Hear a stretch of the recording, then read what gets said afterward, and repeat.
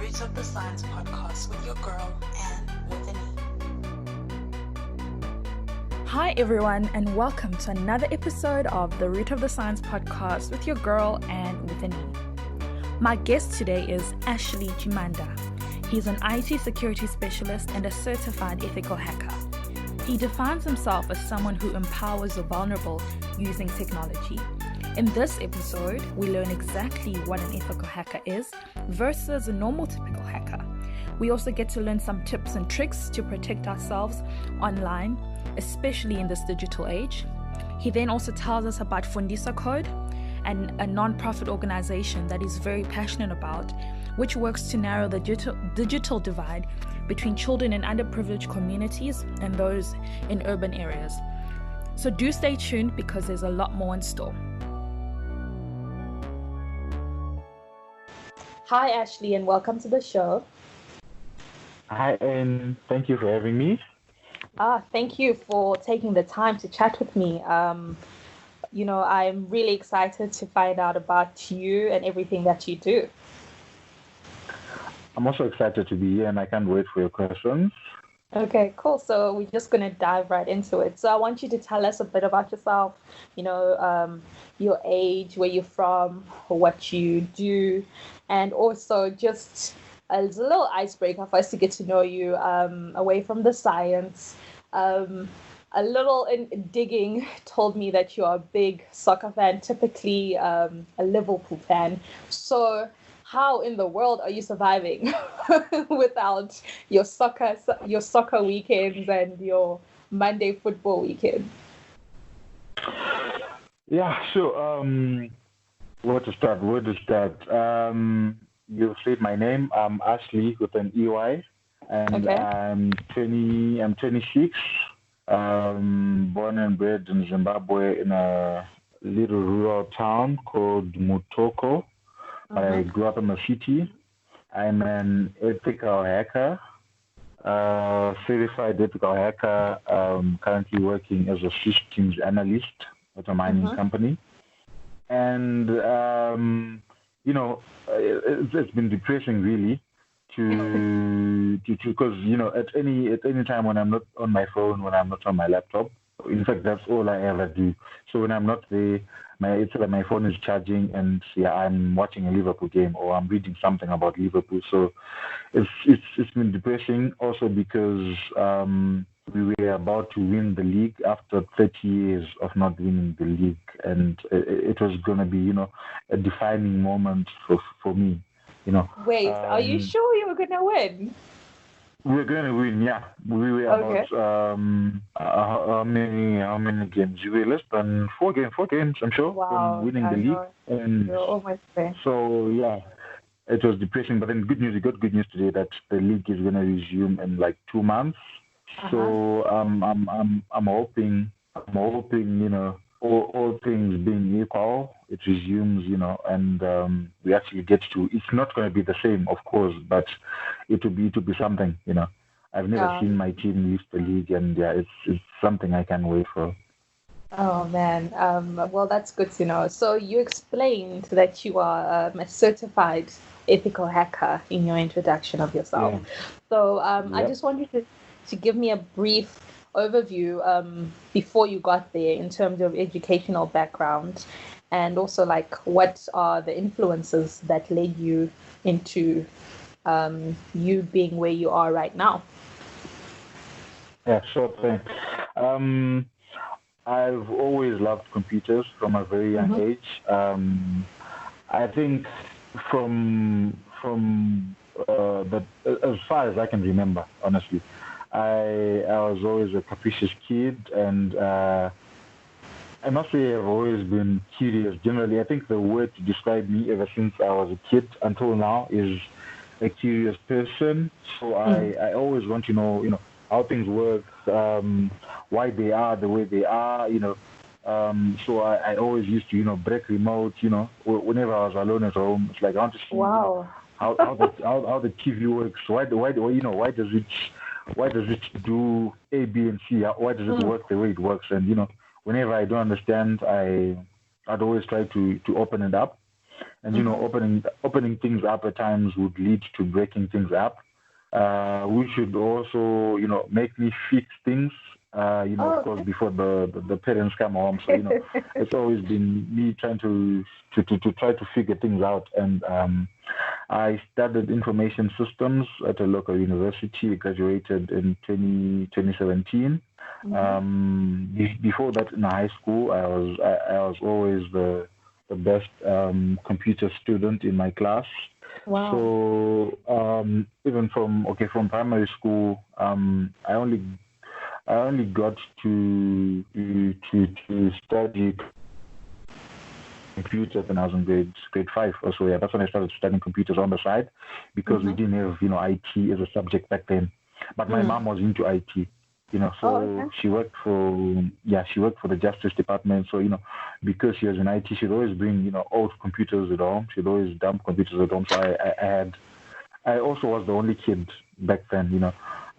So growing up as the only kid with both working parents, I always had all the time on the wall to myself. No siblings to play with. Always inside the gate. I would always end up breaking up computers, trying to fix them. And so I guess that's what sparked my curiosity into computers, and I just went with it, to high school, to uni, and here I am. Well, it means that you fixed them right. Did your parents never notice that, hey, Ashley, what happened to the remote? Well, they did notice. Actually, I have to say, I was always in trouble. I was always in trouble all the time. But I think they got to a point where they just accepted me as I was.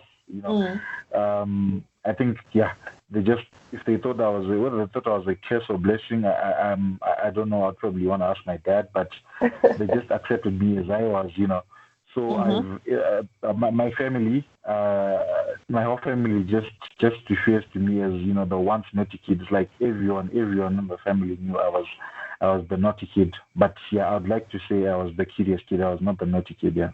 And also, I guess it's now paying off. So yeah. Definitely, it is. It's really paying off, and I like how you take note that your mom was in IT, so she influenced you getting probably into this career. So just to back it up, for somebody sitting there saying, okay, this guy is saying he's an ethical hacker, right? But we all know from the movies that we've watched what hackers do and what hackers are synonymous for, So what is the difference between you, the ethical hacker, and the other hackers out there? Sure. Thanks for that. I just want to make it clear what you see in the movies and what you see on Google when you look hackers up. It's never like that. Hackers don't wear ski masks or those masks that you see when you see hackers in the movies. Also, we don't wear like hoodies over our faces. We don't do that. I mean, we like hoodies, but then we don't wear them like that. And also, we don't. We're not as bad as they make us look. Actually, we're really good. We're just like everyone else, really. And to the difference between me and the other ordinary hackers or the other bad hackers is basically there are two types of hackers. Well, there are three if you're to dig deep, but for the purpose of this conversation, I'm going to talk about two. We've got black hat hackers and it's what they call white hat hackers. So as you know, black is bad and white is good. So the black hat hackers are the bad hackers, the people who hack your phone to steal information that they'll either sell online or that they'll use to ask for ransom. But the white hat hackers, that's where I belong. White hat hackers are people who hack for good. Basically, we hack with or to a company, and then we actually get permission before we test your systems. We basically hack to review the vulnerabilities that might be on your system, on your network, or on your computers, so that you can improve like your security posture. You get. So that's the difference. We don't have any malicious intentions.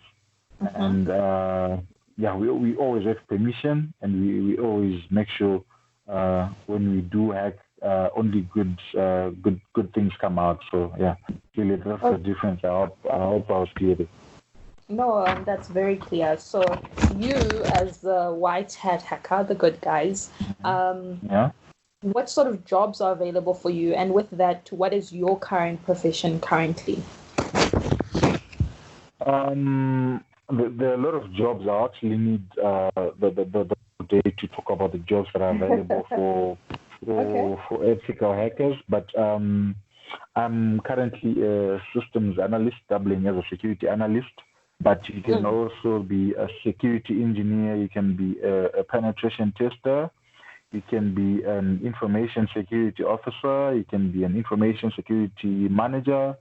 You can be, a security consultant. You can be an information security analyst. You can be, so many things. But I think the ones that I mentioned are the major jobs that you can do as a certified ethical hacker. So basically, it's to protect an organization's information. So any role that involves protecting an organization's information, information systems, softwares, falls under the jobs that you can do as a certified ethical hacker. Okay, so with my understanding is that you have a company, or a bank that contracts you guys specifically, and they say, okay, we've got this new system. Can you guys find the holes, and then you guys have to, so that they can improve, right? Exactly. Okay. That's exactly how we operate, yeah. So at times maybe a company is hacked by the bad hacker. So they have to find someone who's equally good but with good intentions. So they'll call us and then ask us to maybe track the bad guys or something like that. But just to, how do you guys stay clean? Is it a conscious thing, or is it something that you have to sign that you're not going to do A, B, C, D, F, G? Because I think you guys are privy to so much information. So for you to keep your white hat, I mean, it's very easy in this in this day and age. I'm actually going to get into it just now. To get swayed and to be persuaded to actually use this information that you guys are able to access. So how is it that if they say, okay, Ashley, please go and look into our system, which is hosting all of these people's information, and you don't go then and say, I've got it. Because I have a scene in my head from one of the movies that we watch, and you have that, USB disk, and you don't go and sell it to the black market or something. So how do you guys keep your, to keep that whole, differentiate yourself in those certain moments? Yeah, so that's a very key question that you've asked, and in order to keep our white hats, as you said, we've got a code of conduct that we follow. I know it doesn't sound hackerish, but then we do have a code of conduct that we follow. Which if you breach, you lose your certification. So everyone when certified, they've got like a certification number. So before you get like a contract, someone needs to verify whether you're legit, certified. So if you were to breach the code of conduct, the code of ethics that governs us, then you would lose your certification and you would not be eligible to certify again. So and also, I guess at times it's also just integrity. It's about trust, really. If you were to ask me to come and do a penetration test at your company, it's really an issue of trust, which is something that you build over years, I'm sure. So, and if you build a very good portfolio, then people won't question you. It's just about ethics and being honest and true to your work. But I guess it can be tempting, as you say, seeing all the. But I guess you get used because from the time I started, from the time I got into the field, I'm always exposed to a lot of information. Imagine being able to see everyone's emails in an organization. Being able to see everyone's salary, everyone's account details, It's, but I think with time you just get wired. I'm an ethical person. I follow a certain conduct. With time, it just gets into your blood. You never really get any temptations. Really, I don't recall of a time I got tempted to do anything terrible just because people trusted me with their information. So I guess it just gets hardwired into you with time. No, that's good to know. And speaking about how valuable data information is, what is your take on this whole? I read an article, I think just a couple of days ago, that data is information, that is, data is being listed as the biggest commodity over your things such as your oil and your gold, and obviously there's so many different tools that these big companies are using to extract our data. And being in the world of cybersecurity, is there a way for us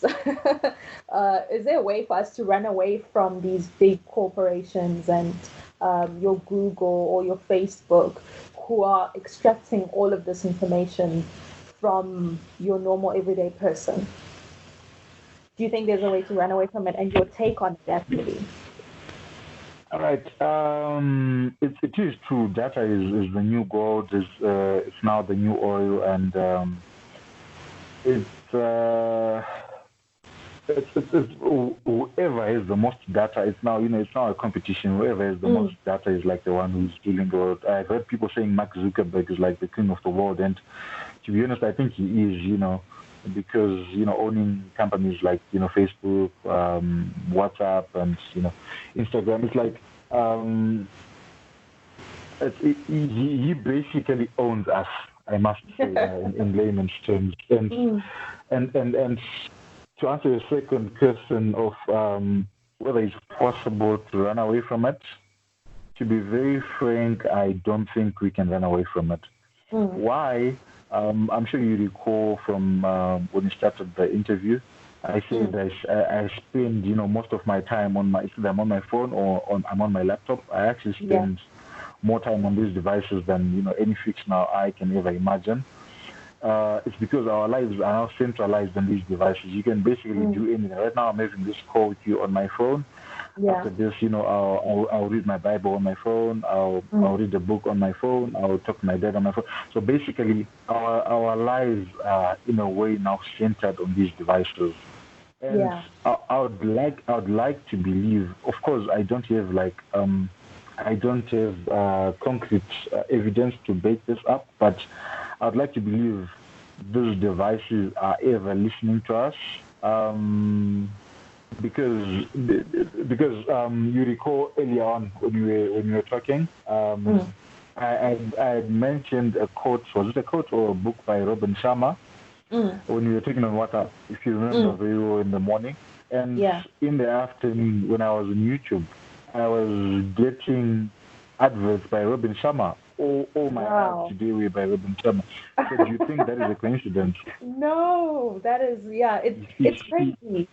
You see, so I don't think there's any way of us running away from this. However, we can of course minimize how much data we give away, because as long as, what I can tell you is, as long as your device is connected to the internet in any way, it's listening to you. Device is listening to you. Because why they are saying data is the new gold is big companies, big corporations, instead of just advertising on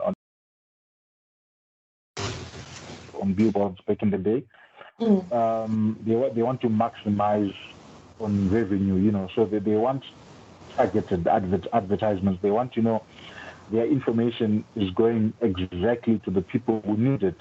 So how do they do that? they then go to those companies which own the data, which own us, and then they ask them, you know what, we want to sell this new Mercedes Benz to people who actually want it. So so these companies can then, the Facebooks, the Google, can then give them exactly, profiles of the people who match their requirements. So they know they are putting 1 million to sell an advert to 100,000 people who actually are going to buy. They're going to they're advertising directly to the people who are interested. So it's different from back in the day, where you just advertise to people you're not even sure are going to buy the product. So yeah, I don't think there's any way you can run away from this. I remember from 2016, Mark Zuckerberg posted a picture on his Instagram. It was for an interview that he had. I'm forgetting with which tech company, and his MacBook, the webcam covered by a tape of some sort. You know how people always cover their camera. Yes, his camera and his mic were actually covered by tape. So, explain what that means. He knows. I mean, there are also people who are trying to listen to him. So, I don't know whether I'm being paranoid, but I prefer to be safe. So this is like the bare minimum that I can just do. So whenever I'm not using my webcam, which is like all the time, I always make sure it's covered. My mic is covered. That's the little I can do. But otherwise, there is no running away from these people listening to us and recording our conversations. That's how they make money. So yeah. Yeah, well, like you said, it's more targeted, and I suppose we can't run away from it. But then this leads up to my follow-up question: that if we can't run away from it, you mentioned, like you said, that let's maybe tape our laptops. I know a lot of people do that, but in terms of just with our phone and to prevent hackers hacking us, because a lot of people say, oh no, my Facebook was hacked, or my Twitter was hacked, or all these fraud sort of things. What sort of tips can you give to people about how to protect their information and to just be a little bit more aware with how then they can use their devices in the future? Okay, yeah, sure. Without being too technical at first, what I can tell you is, first of all, do not overshare things on social media. Oversharing is relative. You can define your own oversharing, but if it's not necessary, just don't put it out there. Because these people are collecting as much data as you can about everyone. I mean, there's a site called Copy. You should look it up. Well, it was started as a project, like KOPPIE, Copy. So what this site did is, or what they do is, they make coffee mugs which they sell online, but then they print people's babies, like they put baby images on these mugs.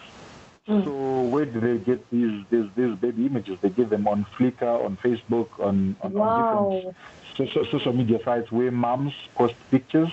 So Aim just got a baby, So and you post your baby, so happy, I got my first child, and and there are people who've got a program that just harvest baby pictures and they print them on mugs. So you can imagine how creepy it is. But someone in California right now might be drinking coffee from a mug with your with your baby's picture. So don't share on social media, and also avoid talking to strangers if possible. Also avoid sharing media with strangers. And also another thing that I can say is also don't post people's images without their authority. And I think basically those are the non-technical rules I can share about staying safe on social media, because I'm sure you've heard a lot of issues about people's nudes being shared, or people demanding money to let people their accounts, even celebrities, So just try not to share indecent pictures, and just basically any sort of media with strangers, and don't overtrust people as well. The person you call your boyfriend today, will be your ex the next day, and you wouldn't want things to go, the way they'll go. And in terms of the technical ways, just don't use the same passwords across platforms. So most people usually have a habit of using the same password for Twitter, for Facebook, for their online banking. And that's very dangerous, because the moment someone cracks your Facebook password, that means they've got access to your whole life, and with how our lives are online these days, it means someone has basically hacked your life. So, try to use very unique passwords. Don't use, your birthday or your mom's birthday as your password. Make sure you've got one unique password for each platform, so that at least if someone hacks your Twitter, they'll only have access to Twitter, not everything else. And also, please always use multi-factor authentication or two-factor authentication, as some call it.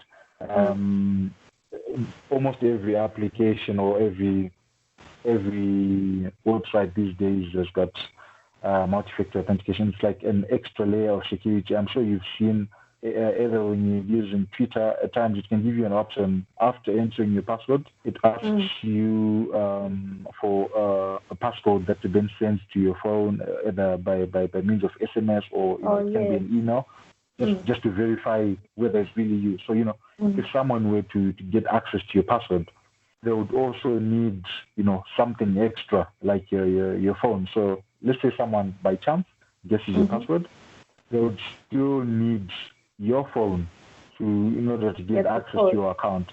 Yeah. So if you've got multi-factor authentication on your Facebook, on your Twitter, you're very safe. If someone, the chances are very slim, that someone will get your password and also have access to your SMSs for them to be able to hack your account. At times you can even put three security layers that, after entering your password, you have to enter a one-time password. That's the password that's sent to your phone. And then you also have to click yes on a link that's sent to your email.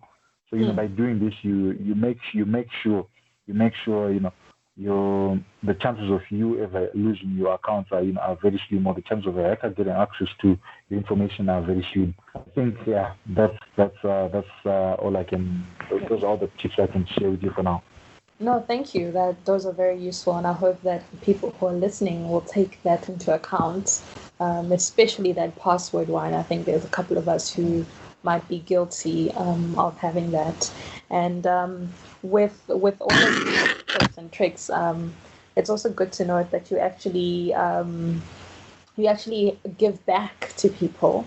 And I know that as part of you giving back and working with communities, you're also part of a non-profit organization, an NGO called FundisaCode. Can you just tell us more about it and why this initiative is so important? Oh yeah, so thank you so much. FundisaCode is a branch of Fundisa Children's Foundation, which is basically it's a group of recent grads who just came together, very young people, all under 28. So as a team, we just came together and we said, how can we give back to the community? So we formed an organization, Fundisa Children's Foundation, which gives back to the community. We take care of the underprivileged children in society.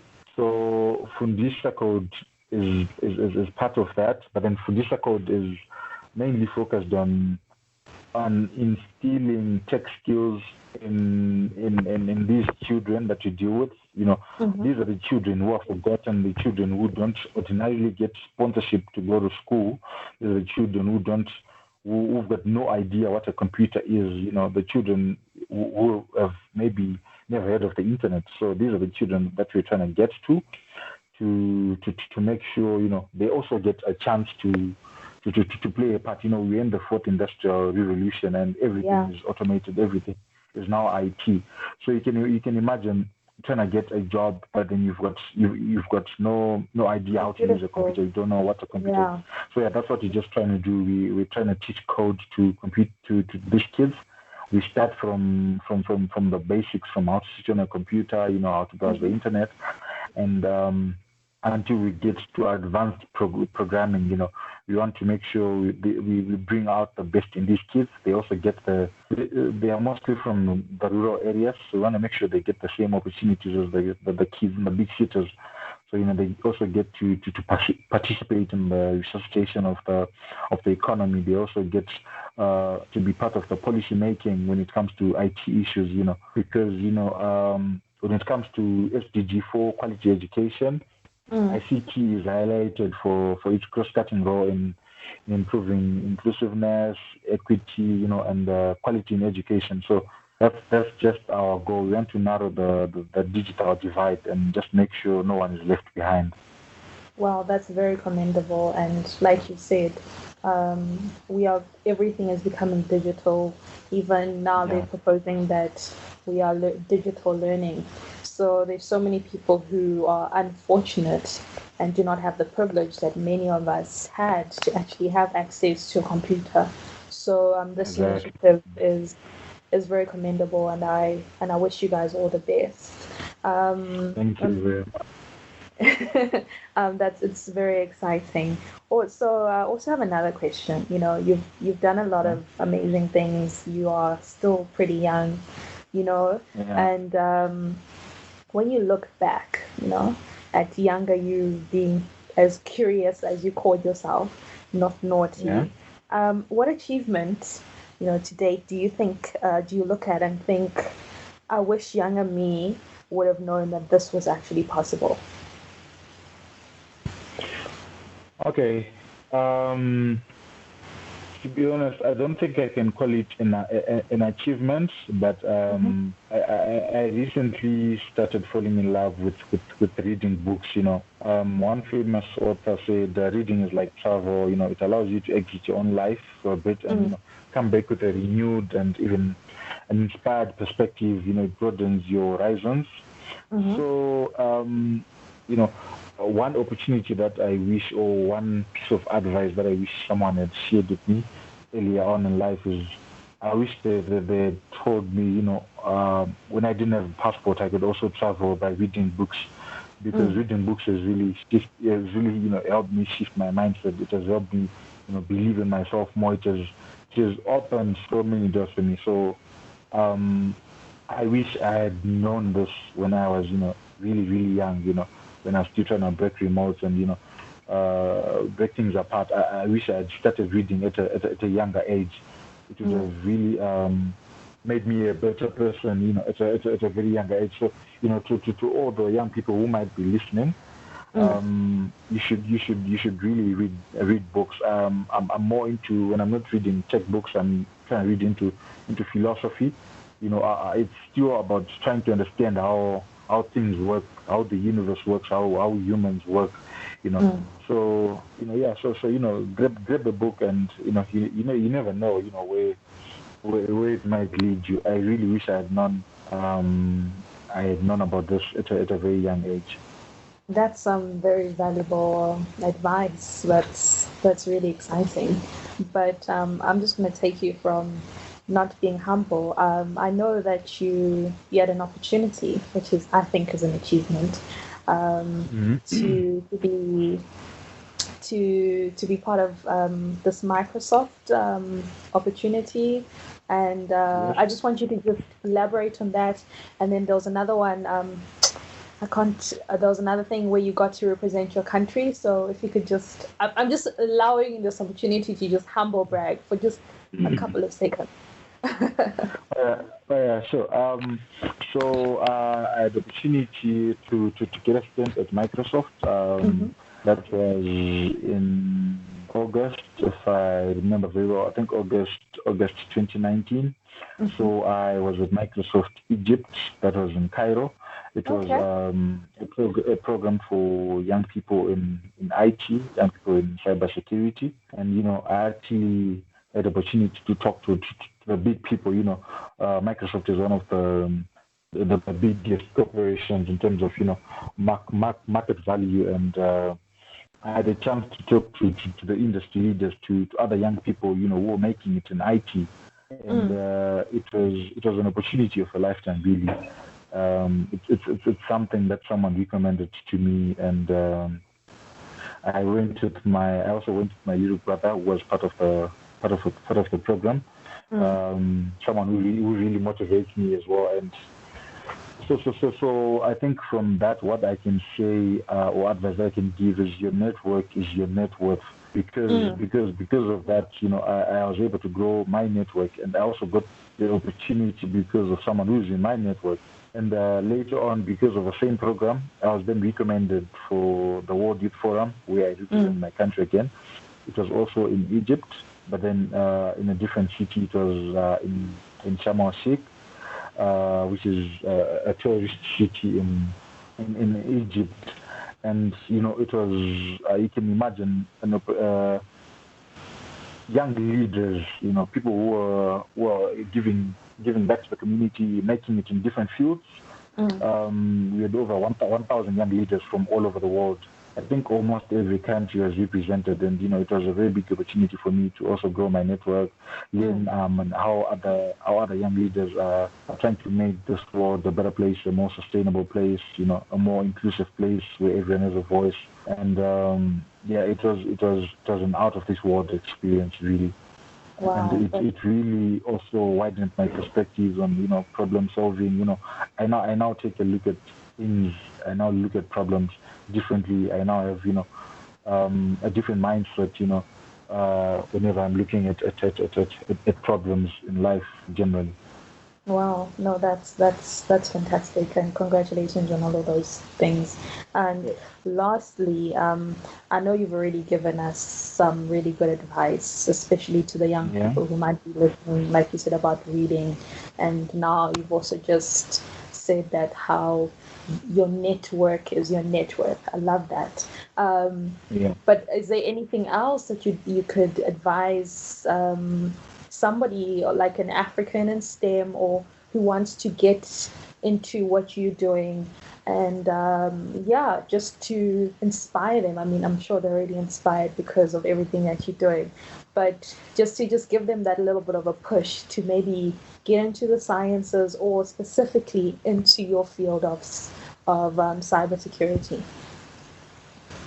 Yeah, so all the young people out there, either in STEM or want to be in STEM. Well, to be honest, in this fourth industrial revolution, I don't think anyone has a choice. I think everyone has to be in STEM. To be honest, I don't know how this might sound, but when I went to Microsoft, we were just talking to the head of careers there, and he was telling us about how in 2018 they cut 50% of their workforce. These people were replaced by bots, by robots, by new systems, by new algorithms that could do their work, efficiently, and taking less time and producing better results. So those people who were not continuous learners were left behind. So what I can advise everyone is, if the tech field is very broad. It can be in cybersecurity, it can be in data analytics, it can be in web development. There's so many things. I'll need the audience to talk about them. Just find something, just find something, and always reinvent yourself. In tech, we always say innovate or die. So just always look for something that you can do. Otherwise, where we are going, you will not be relevant if you don't have any tech skills. Of course, some people might argue with this, but in 2030 they're saying that we have over 50 billion devices connected. So we're gonna have cars self-driving. We're gonna have your microwaves, knowing when to heat your food, your stoves. We're gonna have all sorts of amazing things. So you're gonna have to fit somewhere if you're gonna be relevant. So always reinvent, always be an active learner, always seek self-improvement, and always follow your heart. I think that's what I can say to anyone who's out. No, that's please try to get into STEM. Yeah, it's not as bad as it is. Just try to get something. No, it really isn't. Yeah, it really isn't. Thank you for that wonderful piece of advice, Ashley. And that's what I also try and tell people, that STEM is not as bad as people think it is, or the whole misconception. And it's so broad. Like, you only mentioned just let's say, for example, in tech, but STEM is so broad, and that's why I get excited to talk to people like you, to tell people that you don't only have to be into medicine or whatever. There's just so many different things that you can do, and it's been a pleasure having you talk with us today. I've learned so much, and I hope people also learned a lot. So thank you. Thanks to you for having me, Anne. It's been great. And for everybody else at home, thank you so much for listening to another episode of the Root of the Science podcast with your girl, Anne with an E. Until next time, bye.